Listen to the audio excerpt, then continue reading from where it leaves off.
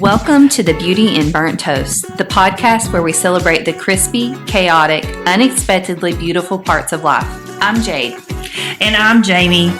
We're two women doing our best to live with purpose, laugh through the mess, and talk about the stuff that no one puts on Instagram. Here you'll find real stories, unfiltered conversations, and reminders that perfection is overrated, but showing up, that matters. And whether you're building a business, raising humans, chasing healing, or just trying to remember what day it is, you belong here. So pour the coffee, reheat the toast, and let's get into it. This is the Beauty in Burnt Toast. Welcome back to another episode of the Beauty in Burnt Toast. Today's episode is why we really do real estate. People over property. I have today Jessica Birch and Kenyala Hicks joining me from Merritt House Realty. Tell me a little bit about yourself, guys. I mean, I know. Hi. So I'm Jessica Birch. I am the Director of Operations for Merritt House Realty, and we currently have around 45 agents, and I'm also a realtor, associate broker. Awesome. Yep. Well, I'm Kenyala Hicks. I've been doing real estate now for about 9 years, and I have my broker's license. I have brokered a couple offices as the managing broker. I got into real estate strictly for personal reasons, and it just kind of grew into a career. Yep. So we started about the same time. So I'll be 9 years in May, I think. Yeah. So we're pretty close. Yeah, we are. When did you get your broker's license? Gosh, so right at 2 years, and you did it right I did on it time. right then. I Yeah, should have done that. because I knew if I didn't do it then, I wouldn't do it. So yeah. All right, today we're talking about why we chose this crazy business called real estate. And spoiler alert, it's not about selling houses. It's about the people, giving people grace, and just learning from each other. So I want each of you to share a little bit about what drew you into real estate. So I would not be in real estate if I was not at Merritt House Realty, like, to be completely honest. I had no interest in real estate. And it was totally a God thing. So I worked in the nonprofit sector in leadership for 8 years right out of college, and loved it. Like, very much what I'm supposed to do in some capacity is like serving others and working with those that are less fortunate. And after COVID, I kind of had to like reevaluate, and I'm like, okay, I'm too close, like, because I would carry work home to the point where it was affecting me like mentally and physically and emotionally. Yes. Yeah. And so I was praying about like making a change, and I'm like, okay, Lord, like, you're gonna have to make it clear what I'm supposed to do. And then one day at church, the Lord made it very clear. He was like, you need to talk to Jamie. And I was like, why? Because I'm not getting my real estate license. Like, that's ridiculous. Never say never. And he's like, you just need to text Jamie. So I text Jamie, and I was like, hey, I feel like the Lord is telling me to text you about a job. I was like, however, I'm not getting my real estate license, so I have no idea why I'm texting you. And she's like, this is crazy. But my office manager just let me know that she's leaving, and I have not, posted it or told anybody, like, because I've been praying about the right person to come forward, whatever. And so we talked. I went back and forth for months, and then finally made the leap and moved into real estate. And I think the whole reason that I did was because ultimately, like, Merritt House is founded on like generosity. Like, that's part of Jamie's heart and why she founded Merritt House, and giving back to the community. So I'm still able to support the nonprofits. Right. And I think that's a huge part of what I do as well, is make sure that we're giving back to the community, involved in the community, serving the community. But I also serve on some nonprofit boards and stuff. So it's been a good medium for me, as far as being able to help, but also be enough separated emotionally that I'm not like carrying it all the time. But then quickly, after I started here as office manager, I was like, I need to get my license because I can't open a door. What was the time frame between starting and getting your license? I started in March and I got my license in June. Okay.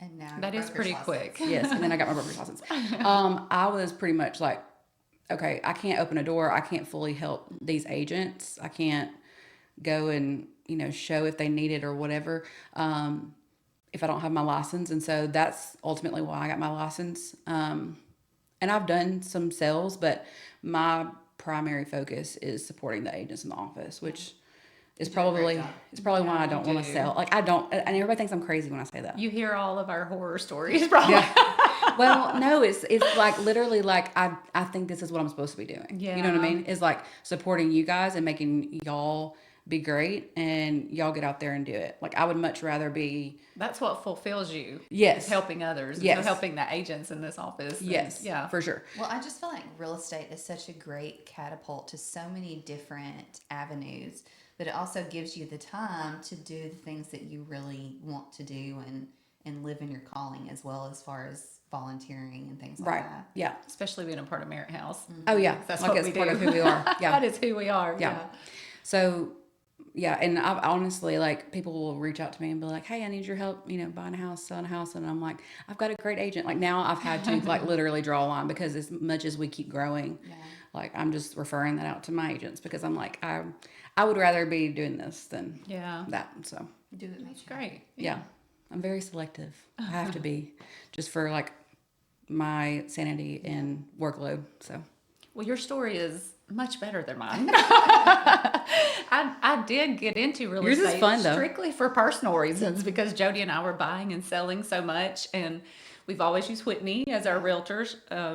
And we were using her so much, she was like, "You guys really need to get your license." And she was always so positive, as Whitney always is. She was just like, "Y'all would be so good at this," and so that's why I got my license was for personal Or was she reasons. really like, y'all are calling me too much?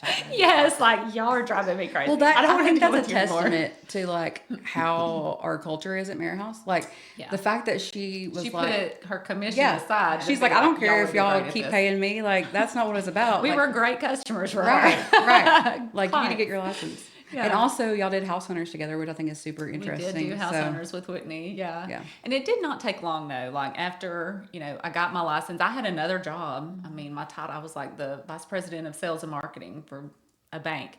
And I did it for 2 years, another job in real estate part-time. And it did not take me long to realize like, I really think real estate is what I'm supposed to be doing. Yeah. I'm really good at this. I'm really good at connecting with people.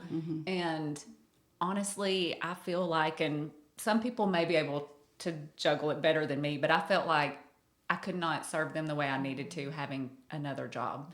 So when someone is giving you their largest investment or just counting on you to be there for them at 11 o'clock at night or 5 in the morning, like Yeah. you need to be able to be there for them. So I felt like I could not do both. And I just felt really called to do real estate full time. yeah. And now you and your husband both are doing it. Yeah, yeah. He's not full time, but hopefully once he retires, Yeah. for the second time, that he'll get to do real estate full time with me. Basically, he runs security for me right now in Yes. real estate. When did And he get sign his license? installation. We got them at the same time. At the same time? Hmm. Yeah, we kind of had a little competition, Oh, And then we were worried. I was like, what if I fail and he passes? And he was thinking the same thing. What That if would I be fail and fun. she passes? But we both passed first time, so That's awesome.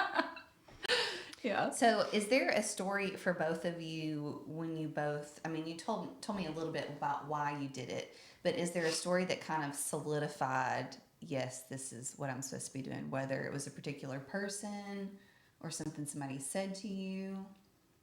I think when I realized coming into real estate, I'm going to be real honest, because that's who I am as a person. But when coming into real estate, I honestly, the reason that I had no interest in real estate is I thought used car salesman. Oh yeah. Yeah. Like Yeah. I thought everybody in real estate is sleazy. They got too much money. And coming from nonprofit world where, you're reusing everything that you can and, pinching your pennies together to make it work into real estate, I was like, it was culture shock, honestly.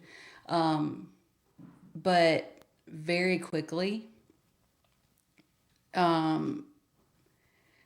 honestly, like, I don't know if it was something had happened, and Jamie just sent out a message, was like, hey, if anybody wants to contribute, whatever. I was blown away by like the generosity of everybody here. Yeah. And just the culture and how Mare House did business. And I was like, okay, like, I'm wrong. Like, my preconceived notions were wrong. Like, not everyone is sleazy car salesmen. Like, and there are agents in this office that are so generous behind the scenes and like give away their money. To a point where I get onto them. I'm like, you're being too generous. Like, there is a line. Like, you have to take care of yourself first. Like, but like, and that's in multiple cases. Like, I know agents that, I'm all about like, let's celebrate this and encourage other people to do the same, because I feel like part of sharing why you're doing something, it launches and helps other people do it. Yeah. But there is so much that goes on behind the scenes that people don't even see. Well, And so, I feel like realtors are just some of the most giving people, and people don't even People have realize no it. idea. And really, I think that's part of our fault, because we don't get out there and talk. We're not going to say, oh, I Right. did this or I did that, or because Right. that's not why we're doing this. Yeah. Right. Like, oh, look at me and look at everything I'm doing. Right. Yes, we want people to see us and think about us first, but With we real estate, don't yeah. like brag about everything we do for people. I mean, and that's part of my story. Like, when I can't put my finger on one person or one event that made me think like, oh, I need to do this full time, but it was person after person after person of them calling you. Like, they trust you so much, and they need you so much. Like, getting phone calls, like, yeah, they can show the house, but would you mind to go get the dog out, or Right. can you go clean my mirror because my son put lotion all over it this morning when I was trying to get ready for work, or can you make Pick my up bed? Pick up my cat and hide the litter box because we don't want people to know we have a cat. Yeah, I mean, just like things like that. You get Yeah. phone calls or texts like, yeah, show the house, but I left dirty underwear in the floor this morning. I mean, it happens. And Yeah. so it's like the time needed to put into it if you're going to be a great agent and really care about your people. Yeah. It just takes so much time. Yeah, for sure. Well, and I think people don't realize, like, I don't know, like, I want to serve you. Like, a lot of my clients, like, I generally serve them. And so for me, doing some of those things fills my cup. Yeah. So Yeah. Yeah. I think, people don't realize a lot of real estate is helping people through the most vulnerable times of their life.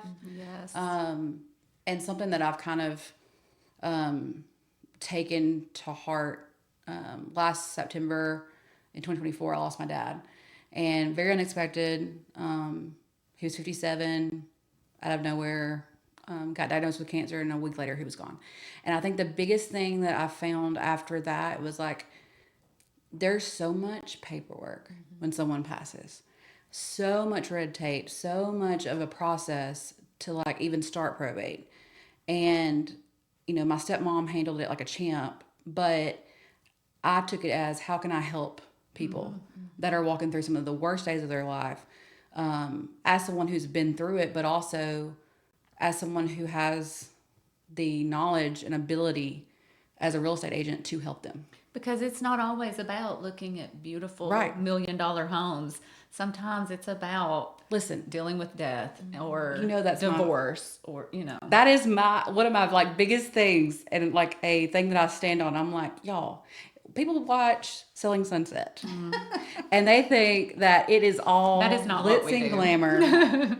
And I'm like, absolutely not. Do you being do in you the think trenches with people. right? Yeah. Absolutely. First of all, I don't belong on Selling Sunset, but like sometimes it is ugly and dirty, and literally counseling Oh yeah. Your Sorry, clients. I don't own red bottom heels. I have muck boots in my car. Yeah. Just saying, We like, have to. you Like- gotta have the coat and the sledgehammer and the boots and Yep. like all the things. Yes. Yep. Like toilet paper and like a gallon of water. You don't know what you're I like. never wear heels to show a property. How are you going to walk around in a yard here in Alabama no, in the girl. mud with Yeah. your heels on? It's not happening. No.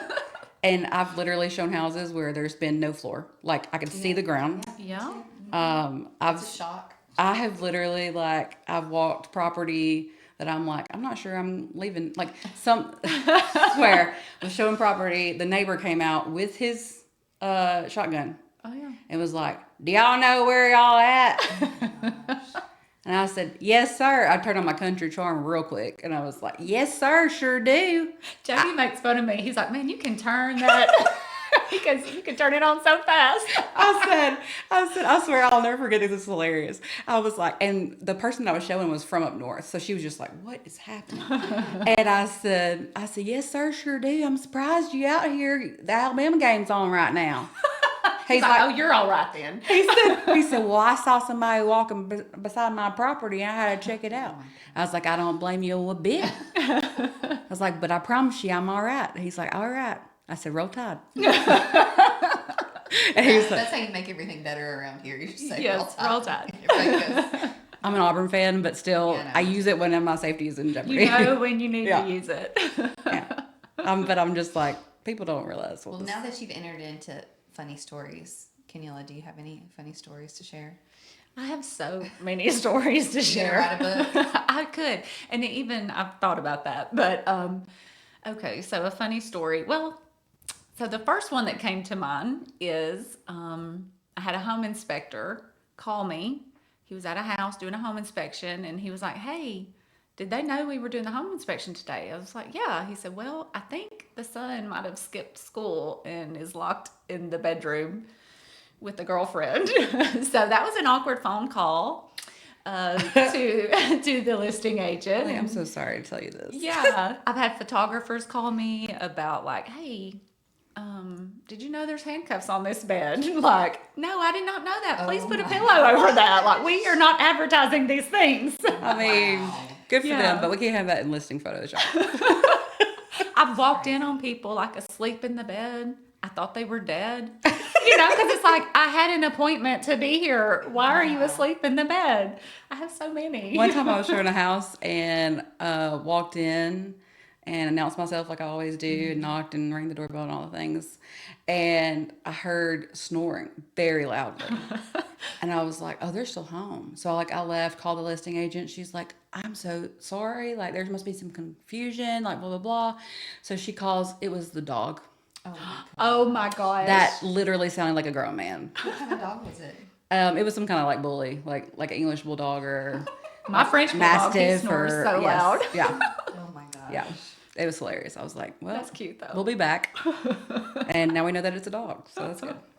How often do y'all deal with sellers staying for the showings? Not often. I mean, especially if it's my listings, like I tell them, you need to leave. Yeah. It is so awkward for a buyer. That's what I was just gonna say. Like, y'all were talking about Yes. people being in the house. I was just thinking, please don't stay at your house while it's being shown. Yeah. It's so awkward because people want to come in. I mean, these days you don't really want to talk a lot because there's normally cameras. But Absolutely. you want to be able to chat freely Right. without the person who loves the home sitting there. you know? Exactly. I will Now there say- are instances where, like, I've shown homes where they were older and they were sick and they had to be there. Like they could not get out, and Right. that is totally different Yeah. than someone just like, "Well, I work from home and I can't leave." You know, I mean, that is super annoying for a buyer. It's distracting. Yeah, and I get like I honestly didn't understand it until I listed my house for sale. I was like, this feels very vulnerable. Like that somebody's in my space. You know what I Yeah. mean? And like seeing my Opening your stuff. cabinet doors because they're Yes. gonna open doors and they're gonna look. Yes. Yeah. And like looking in my closet, I was like, this is kind of creepy. But if you do it right, you don't have to do it often. Yeah. If you list it right, you don't have to do it often.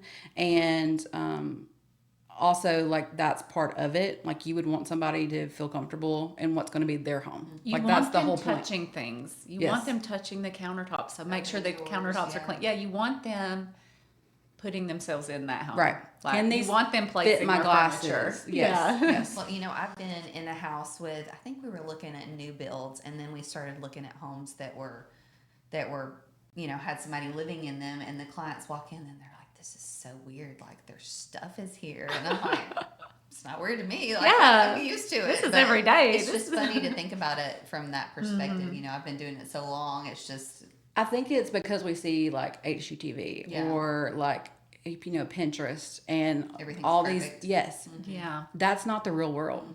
Like, and I think I have to remind clients a lot of times, like, yeah, everyone lives this way. Yeah. Like, they totally get you have toddlers running around, and that, like, I walked into one house and I will never forget this. And I gave this mom so much grace because she completely forgot there was a showing. Aw. Luckily, they weren't there, but she had like 3 under 3.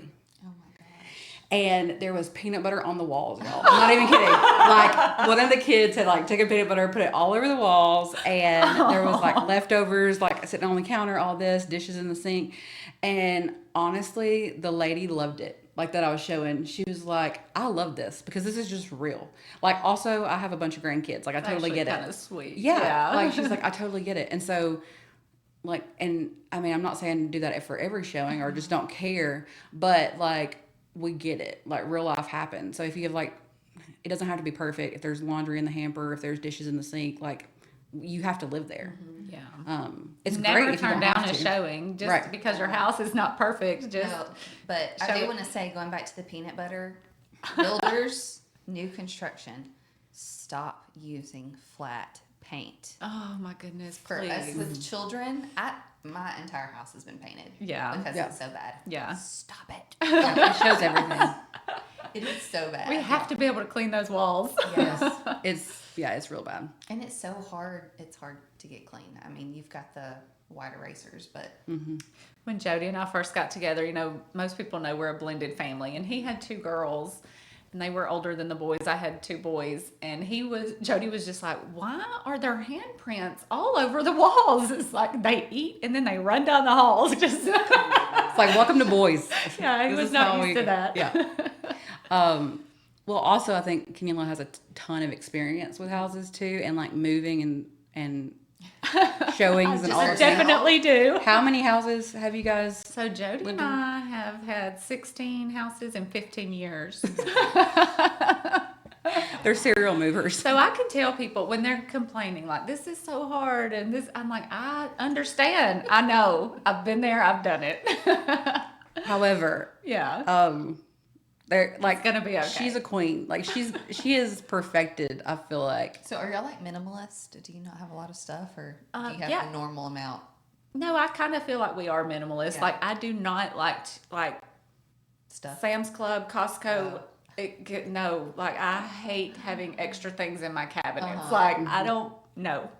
Only thing I'm gonna have extra of is toilet paper, and that's because of COVID. Like, and then you Yeah. couldn't get it. So, Yeah. Do you yeah. have pretty cabinets? I do have pretty like cabinets. organized and They like are have the- organized. Yep. That's my jam right there. We're kind of minimalist too, but I think that's like a millennial thing.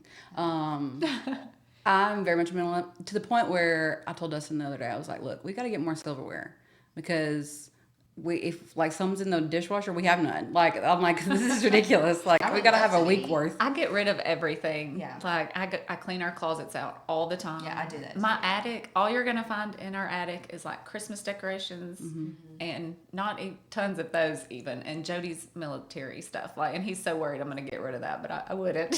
That's like my kids get upset because I throw things away, but I'm like, if it doesn't have a handprint, Yes. fingerprint, something special, like I'm not Yeah. keeping it. It's just too much. Yeah, we can't That's keep different. everything. I'm a minimalist except when it comes to sentimental stuff. Yeah. And then I have all the things. And Dustin's like, why do you have to have all of the birthday cards and Christmas cards that have ever been given to you? And I'm like, I might need them. I don't know. Like, That brings you joy. yes. Yeah. Which I think is why, like, I care a lot about, like, follow-up and personal touches in real estate is because, like, a personalized card that you hand wrote makes Yeah. such a difference. And I think that's why I keep everything. It's like, people took time to write me happy birthday. Yeah, that's one thing. Like my best friends, like kind of know me for doing cards because I do cards every year. I try my best not to forget because people just don't do it anymore, and it means so much getting something like that on your birthday versus just I a feel text. like A text is great, yeah. but Right. I feel like society is moving away from that. I Yeah. know. Like, I it's think- a thing of the past. So Well, but I'm talking about like I think we're moving into a new season where this next generation is going to care more about that oh yeah, than I hope so. because like for me, I hate social media. Like I run Mare House social media, but if I was not on there for Mare House, I would not be on there. it's a necessary evil for the business. Right. Yes. But like it's gotten to the point where I'm just like I just don't even want to look at it. And so if people will be like, "Oh, did you hear blah blah blah?" or "Did you see?" and I'm like, "No, I didn't see it." And so part of me is like I have to be on there for FOMO and like to know what's going on, but also I'm like am I gonna go back to like having a house phone? Maybe. Like I'm just like I don't know about that. let's Yeah. go back. Like, and so I think, and I see a lot of that in my daughter as well, who's 16. So I'm like, maybe we're going back to Yeah. like, we A little bit realize more the evils personal of, touch. right. Like Yeah. just more personal communication. I feel like the longer you do this, like in the beginning, like I had no boundaries. I'm just like, Right. I'm going to help everyone. I'm going to do everything. Call me anytime. I'm always going to answer my phone. And no. You learn real quick. Yes. That Yes. you just can't do that. You have teach people how to set treat you. boundaries. And yeah. Yeah. Yeah, that's one of the biggest things that I learned. Like right out of the gate, I was like desperate, and I remember I showed this lady 66 houses. Oh my word! Like, I'm Over not what kidding. kind of time frame? Like 5 years? No, like I'm talking like 3 months, and I my. literally showed her from Rogersville all the way to Gunnersville, all the way down past Coleman. So Please were tell they me she bought a moving home. here and they just didn't know the area? Like, Yes, so they were okay. moving here from out of state, didn't know the area, and God bless her, she had no idea where she wanted to be. I was a new agent, so I was scared. I wasn't confident enough to like have the hard conversations, I feel like. And so that's what I tell new agents. I'm like, look, you've got to have enough confidence in yourself. But because not only was I wasting my time, I was wasting her time. However, I learned real quick a lot of stuff. Like I was a pro at opening a lockbox, opening doors. Like I was like showing houses. I was a pro by the end of that. But she just, and I eventually had to have the hard conversations and be like, look, this is not what you're looking for. Why are we looking at this? Yeah. Like, this is not what you said that you wanted. And she's like, you're right. So she did end up buying a house, and then she sold her house and moved out of state. So, but whew, that was a doozy. But I learned really quick. Like, Alicia was like, look, one of the agents in our office, Alicia was like, you treat people, or you tell people how to treat you. And I was like, well, that's good. Yeah. Let that sink in. Yeah. I think honestly, like coming into real estate, I had to like really become bold and like more assertive and not let people run over me, especially other agents. Yeah. Because there are some agents out there. Well, and I want people to understand too, like when we ask you if you have been pre-approved, like some people get insulted. Yes, they do. But like I don't want to go show you 10 houses, take time away from my family just for you to find something you like, not get pre-approved, and then everyone's disappointed and we both wasted our time. Yeah, especially from the client standpoint, like I know what it's like to fall in love with a house that you could not afford. Yeah. I do it all the time. It's like showing houses, and I'm like, oh my God, I can see me living here. And I'm like, we can afford this. So we're not being mean when we're asking if you have a letter. Right. We're We're not to put a trying little to bit talk of effort down. into Yeah. things. Yeah. We're not trying to make you feel like you can't buy this house. We just need to know. We need to know those things. Right. But also for safety reasons too. Yeah, Like, too. why would we show someone a house that we don't know if Right. they can even buy a house? I had a guy one time message me wanting me to show him land. And I had no idea who this guy was. And this land was out in the middle of nowhere. And I said, okay, sure. Well, our company policy is I need a copy of your driver's license on file. And he said, well, I don't feel comfortable giving you my driver's license. I said, well, I don't feel comfortable showing you this land. And I just know Yeah. it didn't happen. There's reasons why we Yes. do what we do. There's reasons. Oh yeah, for sure. And I think people don't realize that. Like coming from the client point of view, I'm like, they don't. They're like, oh well, I trust me. You know, like they're just like, Yeah. I'm trustworthy. But it's Yeah. like, yes, but. And if somebody is like referred to me by somebody that I trust, or I know them, then I'm not going to ask for all that. But It also if may they're a be stranger, at the direction of our seller, So like Right. they may say, I don't want anyone seeing Yeah. this home that is not pre-approved. And that's the smart Right. thing to do. Right. Yeah. So we have to do what our sellers ask us to do. Well, That's and two, it's within a waste of reason. their time because they don't want to get their kids and dogs and everything out of the house Absolutely. for somebody who's not Right. serious. I think the biggest thing in real estate is like to put yourself in the other person's shoes, and that's what I tell people like all the time, especially in negotiations and stuff. It's like, and as far as like showings, like people don't understand why they can't see it right now, or like they can't see it like tomorrow at 8 a.m. because somebody lives there. because somebody lives there and they have children it's and real dogs life. and pets and they're trying to get out the door for like after they leave for school and work. Absolutely, that should be easy. But like especially if they have a little newborn, like 7-8 o'clock at night, they're putting them down for bed. Like that's not ideal. And I try to be respectful of everyone in the situation. So like Along those lines too, if you make an appointment, people go through so much to get their home ready. Show up. Please show up. I mean, if you pull up and they're like, "No, I don't like this area," or I don't like the curb appeal," or what, just see it. I mean, just go see it. I've had people And get cancel feedback. appointments after they were supposed to be there. So it's apparent they drove by and they were like, "No, we don't want to see it." Just go in. right. And please give some feedback. If it's just, hey, this is not the house for them, something Well- for us to tell them, because they've worked so hard to get it ready. They've Right. worked so hard to get out. Just be respectful. And I think if you go, like, even if you don't know, like, this is not the house, you've made the appointment, go in and find something that you do like, find something that you don't like. It may be a different layout, and you're like, oh, I actually do like this layout. I just don't like this area. Right. So now you've got some more, like, guidelines on what you're looking for, Yeah. and you can be more specific Yeah. going forward. So I just think, like, especially in negotiations and that type of thing, it's very important to remember, like, okay, yes, we're representing your best interest, but also there is a give and take. Yeah. And like you have to look at it from their point of view as well as your point of view, and kind of just meet a resolution or a mutual agreement. It's not going to be, most of the time it's not like one side runs away with the win. Like this is not a competition. This is Yeah. like, meeting of the minds. So Do y'all have any stories, just talking about people and kind of how we walk through life with them, of that like meaningful moments in people's lives that y'all kind of walked through with them? I mean, y'all have kind of talked about, estates and dealing with death. Is there any other stories that y'all could share? I think a lot of people don't realize that we do not get paid until something closes. And so they think that, I guess, realtors make all this money. And that's a whole nother thing that I could do a video on. Because when you boil it down to like cost per hour, it is kind of ridiculous sometimes. And then sometimes you have deals that you never get paid on. And that's one that I had was, it was a couple that honestly, I feel like God just brought me into their lives for a reason, and they never sold their house. They've never moved. They never bought anything else. They kind of just changed their mind.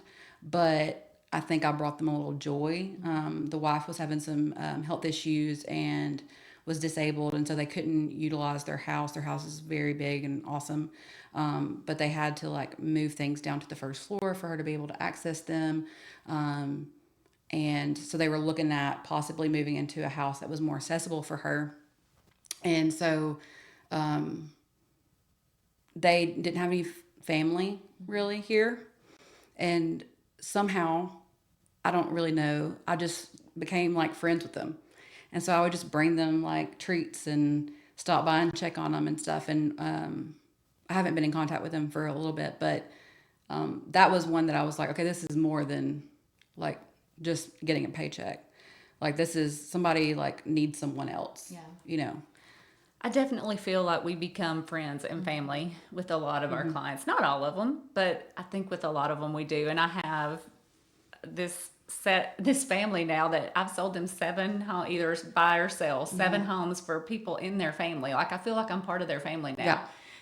You know, you get invited to baby showers, and then the family's retiring and moving here because they want to be close to the baby, and then they're selling another home because they need a bigger house because they're having another baby, and you go to weddings and birthday parties, and so I feel like we make those connections and that we become part of their family and truly become friends with people. I had one, it's kind of a sad story, but it ends happy. I knew the mom like my whole life. I've known her whole life. Her children grew up with my children, so they played sports together and everything. And father passed away, and so she called me months later, and she was like, "Hey, we're getting ready to buy a house, and I can't imagine anybody else doing this for me except for you." And so that meant so much to me.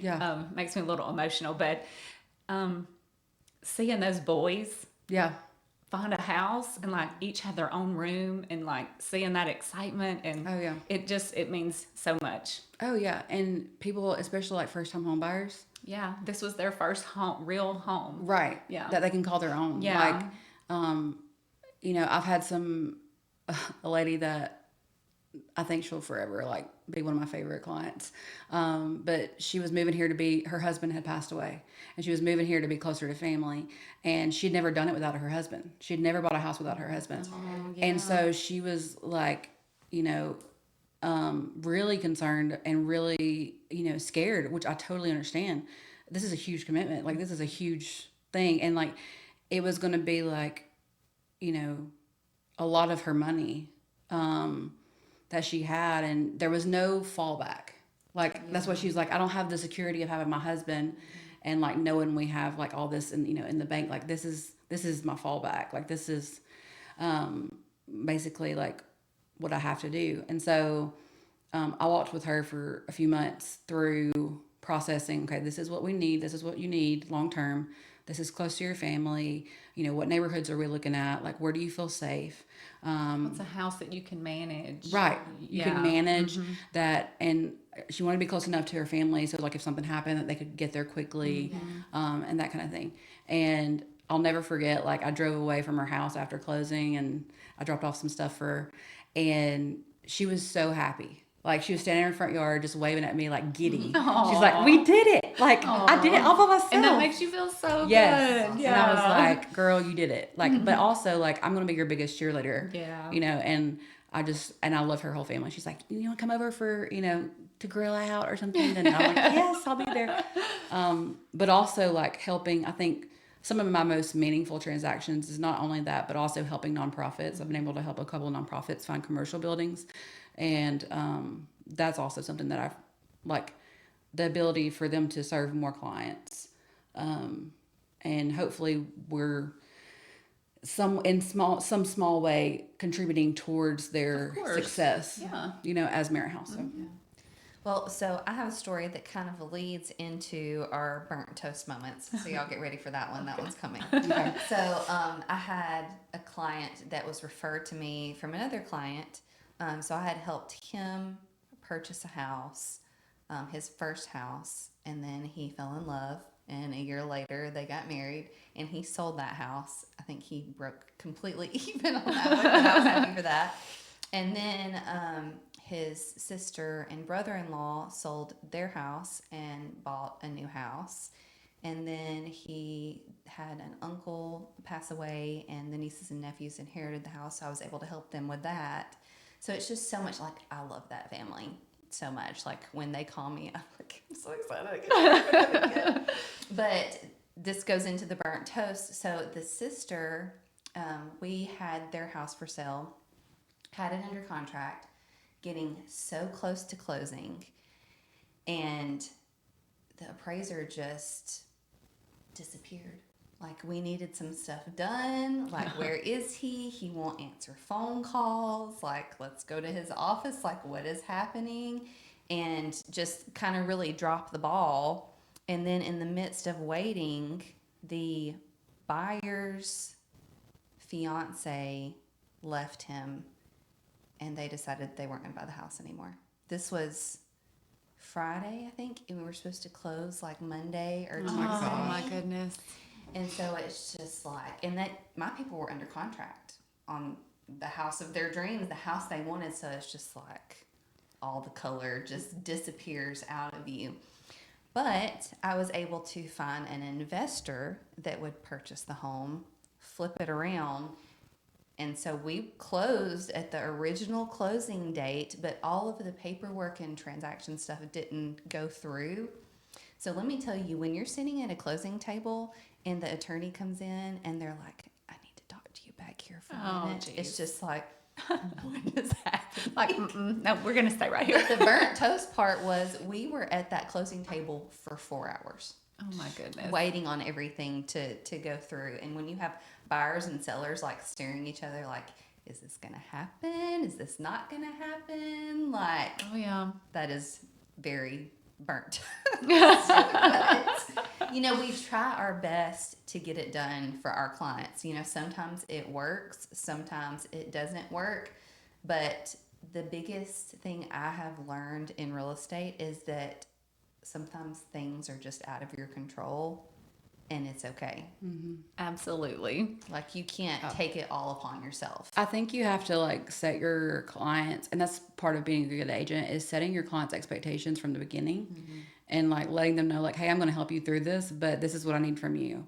Like, I'm a control freak. I get it. Like, but you're going to have to relinquish control and like not set your expectations so high. And let them know this might happen. Right. Like, This is a possibility. Yeah, like if we price your house too high, it might not appraise and this deal might fall apart. They Right. need to know those things. Or like, this is not the 2021, 2022. Like, these houses are sitting on the market.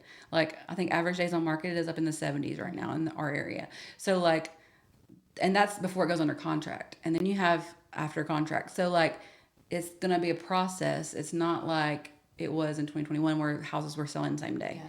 I mean, it does happen occasionally, but most of the time houses are sitting on the market right now. One of my burnt toast stories is, and I'm like, oh, if you can avoid this at any cost as a realtor, please do. But we had back-to-backs. Yeah. It was like As a lot of it them was are. 3 or 4 in a row. No. So for people that don't know what that means, it means that Jade is selling her house to me. Okay. I'm selling my house to Kenyala, and Kenyala is selling her house to someone, but none of us can buy without selling our house. And your agents are all biting their nails the entire time. It's the domino effect. So, like, this one has to go through for Kenyala to be able to buy my house, and mine has to go through for me to be able to buy Jade's house. And so we had I think it was like a 4 domino, and most of the agents involved in the transaction were at Mara House, which is why we were like, okay, this will work. Something crazy happened, and it was around probate. Like, a lady's, it was totally not her fault. Like, she had been given incorrect information from the attorney, and because of this one property, she had sold other properties in her dad's estate, but because this one property did not have joint right with survivorship, joint tenancy with the right of survivorship, they had to go back through like the advertising process. Oh yeah.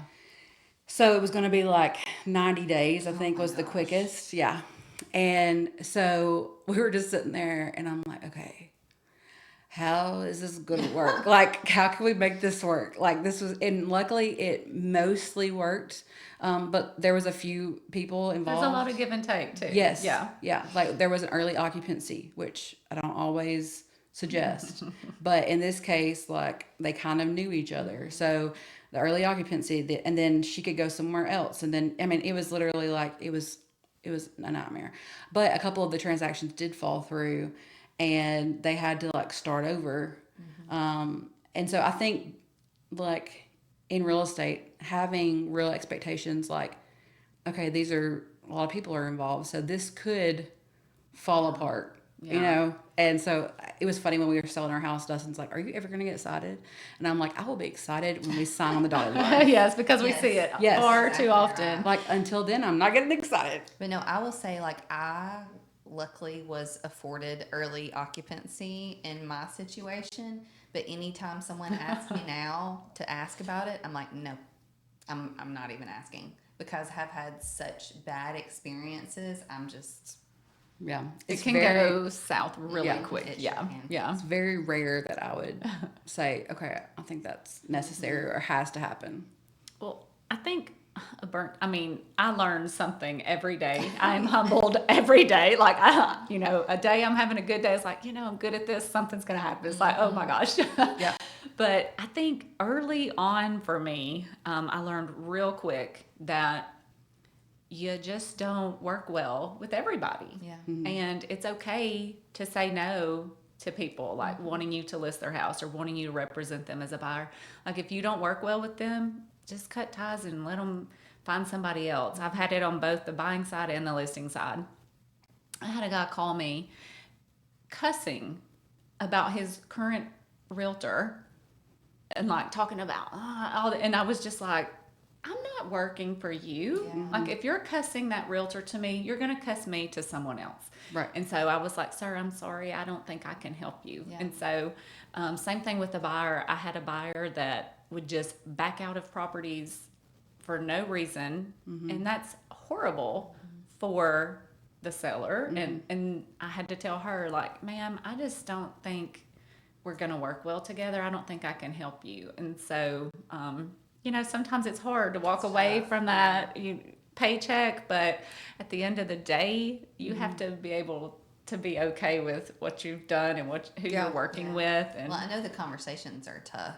yeah. Like I said the other day, the biggest thing I've learned is eat the frog first. And I know people Yes. look at me like I'm crazy, but I just love meaning that book. do Eat the hard frog. things first. Like, just get it over with. Just do Otherwise, it. you're gonna make yourself sick Yes. worrying about it and playing 50 different scenarios in your head. Yeah. Well, and I think too, like, I'm not sure about the cussing guy, but for the most part, like, if I'm not clicking with someone, I'm not able to give them the best service Yeah. and the level of excellence that they deserve. And so, but guess what? Like, me and Philip are very different personalities, and Philip may be the perfect fit for them. So, like, there are so many people in our office that will provide excellent service, but may be able to do a better job than like Yeah. I'm able to. And so I think maturing in real estate and your business is also like being able to set boundaries like that. Like, one, I'm not going to work for somebody that treats me a certain way. Like, I don't have to. There's some self-respect that comes into it. But also, like, if maybe it's not to that extreme, but maybe y'all just are not like, you're not on the same page, or they're wanting like things like immediately that, or, for instance, I had someone who wanted to see houses like the same day, and they were like like about an hour away in a different market. And I knew the market, I could help them, but I couldn't drop what I was doing and drive an hour every day. And so one of our agents in Merritt House lived closer and was only like 15 minutes away from where they were looking. And so I was like, hey, I think you'd be a great fit. But I told them up front, I was like, hey, they're wanting to see houses like pretty much immediately because of their work schedules. It was nothing like crazy. It was just like they had to see them quickly. I wasn't able to provide that, but there was somebody else in the office that could. And so I think sometimes you have to like, you don't have to be Superwoman or Superman. Like, just be, I guess, willing and able to be Do able to what's be in the honest. best interest of Yes. those clients. Like, do what's best for them, but also like best for your own reputation. Because if you're not doing the best job that you can, then you're doing yourself a disservice as well. And that's another huge thing that I have learned. Like, my dad is a realtor and has been a realtor for years. And I just look at him and I just say to myself, sometimes things might not work out, but as long as I'm doing the best that I can and treating people how they deserve to be treated and showing God's love, like, it will all come back to me in the end. For sure. And like, I look at his reputation and people just know him and love him and like never have a bad thing to And say. respect him. And Yeah. that's what I want for my life. Right. Yeah, for sure. And I think that's why we do this. Because just I think to show love. Going back to like what we talked about in the beginning as far as people having like misconceptions about realtors, I think that comes from there's a lot of bad, not necessarily bad realtors, but realtors that don't do business the way that I would do business. And so like one bad apple gives the whole lot a bad name kind of thing. Well, reality TV too is Yes, it doesn't help us. Yes. And so I think, you know, that's why I'm so passionate about Merit House Agents, kind of being a light in the darkness and showing people like it's not all about money. It's about people.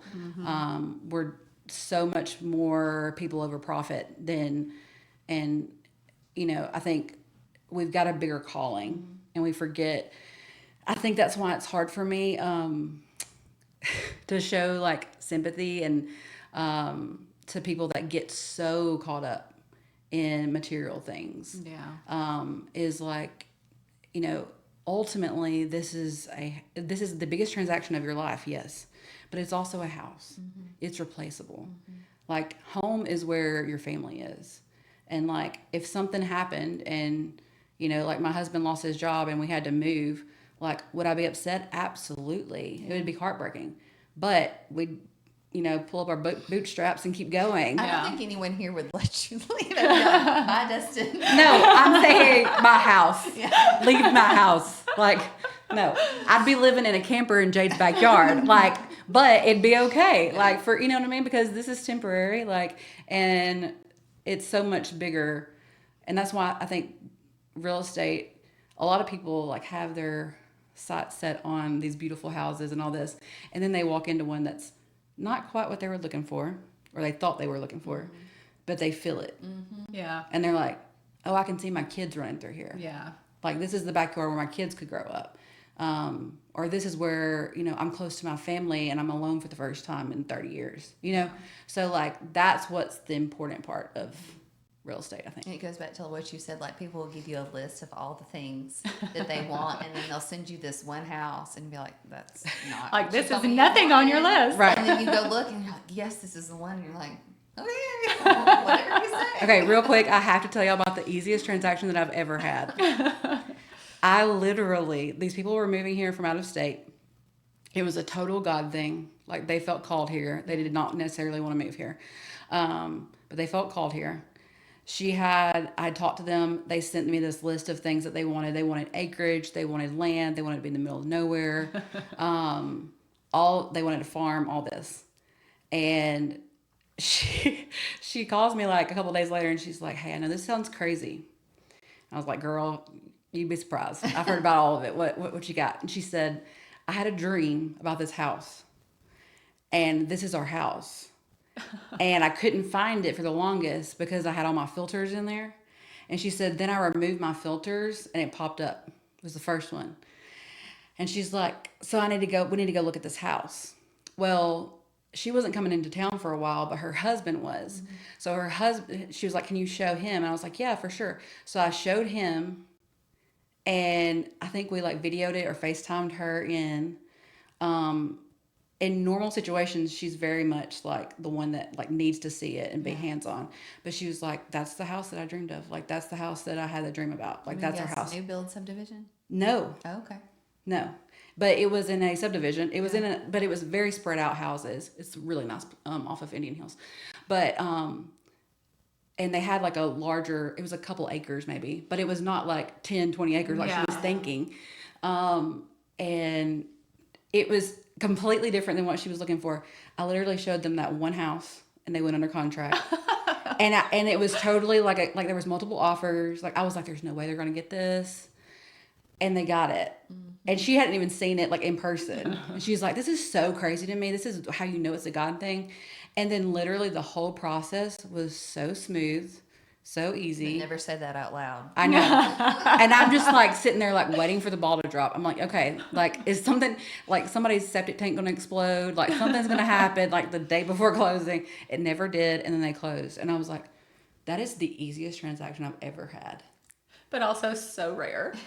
So rare. I was like, I feel like I didn't earn, like, most of the time I'm like, I earned every single penny of this paycheck. So that transaction that I was telling you about where they backed out like last minute and I found another buyer, I think I had said at some point, like, this has been so smooth. Yeah, you And can't say that. Clint Peters was the other agent, and now he's just like, don't Don't ever ever say that again. Yeah. It was crazy. It was Yeah. bizarre. And I was like, I can't believe you just like bought this house from a dream. And she's like, I can't either. But Yeah, when you know it's God, like you just be like, okay, I'll trust you. And the house is incredible. They have a beautiful family and they've completely like renovated the inside to make it work for them. But it's so cool. Well, that kind of goes into our next portion of things. So, in this podcast, we always want to tie things back to faith. And is there a verse that means something to you guys that kind of gets you through life? So, it's been my favorite verse for a long time. I got it tattooed on my wrist actually, in 2020, when COVID was happening. And I thought that was the worst time of my life. That it wasn't. It was like, buckle up, buddy. Just wait. Yeah. Yeah. But John 16:33, take heart, I've overcome the world. But it says before that, in this world you will have troubles. And so I think we forget that part. It's like he knew that this was going to be hard. Like this is not just being a Christian, being a believer is not going to be sunshine and rainbows. But you have something that grounds you and something that is a foundation for you no matter what comes your way. And so I think that's probably the verse that I come back to like most days, especially after the last year or so. It's like, okay, take heart. Like I've overcome the world. This is not the end. This is not permanent. I don't see how people get through it without it. I don't And either. I know I couldn't. Yeah, I don't either. Well, I think for me, just personally and professionally, and also what I try to tell my clients, Psalms 37:7, be still. And, there's much more to it. But for me, I take that and I'm like, be still and be patient because I struggle with both of those things, personally and professionally. I want to fix it. I'm a fixer. And sometimes you can't fix everything. Sometimes you have to wait for God's timing, not our Right. timing. I love And that. That's my dad's favorite verse. It really. So, yep. So be still. My dad was pastor. So be still and know that I'm God. It was his favorite verse. And I actually have it a lot of places because I'm also the same way. It's in my house too, like, because Yeah. I need it as a constant reminder. Well, I think a So lot tough. of being someone, and you're type A personality as well. Being someone with a type A personality, we try to control everything. And so I think it's like a good reminder, like, I'm God. You are not God. It is not your responsibility to make all this work. Like, we can only do what we can do in the natural. And then he's got to, if it's not the house for them, if it's not supposed to work, then it will not work. Yeah, and we have to tell them, our clients sometimes, like, we just have to wait. Like, Yes. let's just wait. Let's see how this plays out. Right. Let's see. Like, we can't always force what we want. Yes. Yes. Sometimes we have to wait and just Yes. let it And there's happen. a reason for everything. Yeah. For sure. So the verse I wrote down is just one I had saved recently. Happy are those whose greatest desire is to do what God requires. God will satisfy them fully. Matthew 5:6. So I think that kind of goes back to what I was saying. Like if you do Yes. what God tells you to do and live a good life, then it will come back in the end. Oh, yeah, for sure. Yeah. We have to believe that. Yeah. Yeah. Yeah. Yeah. Yeah. Because this world is a crazy place. Yes, it is. For sure. So thank you guys so much for joining me today. Yeah, It thanks has for been having good. us. It was Super fun. easy, right? Yes. It just kind of flows. It's easy to think real estate is just about houses, but for us, it's about people. Every conversation, every closing, every mistake is part of a bigger picture, one where God uses us to serve others. Love people where they are, even in their burnt toast moments, because that's where the beauty shows up. Bye, guys. Bye.